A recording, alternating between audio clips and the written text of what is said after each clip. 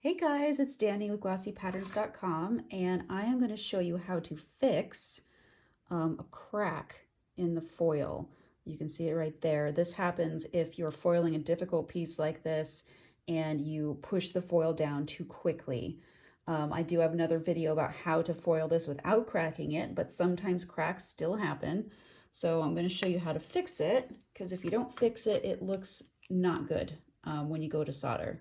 Looks unprofessional. It looks like, I don't know, it just looks structurally unsound, which isn't true, but it looks that way. So I've cut a little bit of foil, the same foil I used for this piece. I'm just going to line it up there like a tab and push it over.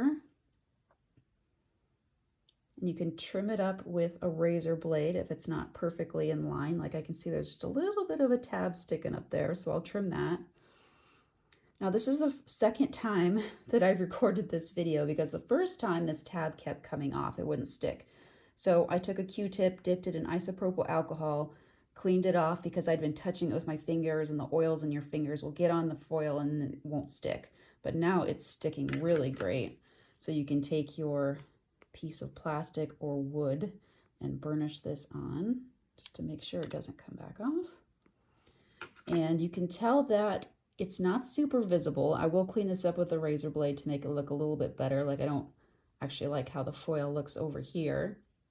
And once you solder this, you can try and put a little bit of a bead to hide the seam. Unfortunately for this piece, which is this one right here, it's not touching anything. If it was a piece like this where it's a seam and it's touching another piece of glass, this would be completely hidden from view and you'd never know. But it's not that piece. This is from my Monstera Obliqua pattern set.